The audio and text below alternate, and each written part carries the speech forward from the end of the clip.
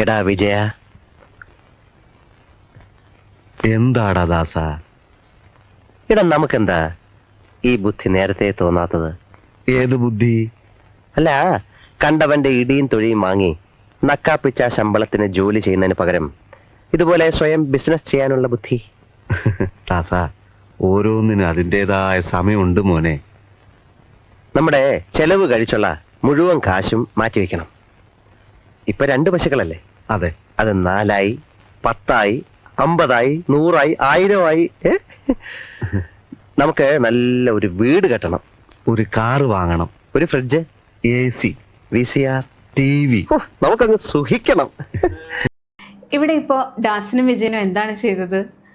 ഒരിക്കലും നടക്കാത്ത സ്വപ്നങ്ങൾ കണക്ക് കൂട്ടുന്നതാണ് ഈ കാണുന്നത്. ഇതിനാണ് മലയാള ശൈലിയിൽ പറയുന്നത് ആകാശക്കോട്ട കെട്ടുക എന്ന്. ഇതിൻ്റെ അർത്ഥം വരുന്നത് മനോരാജ്യം കാണുക.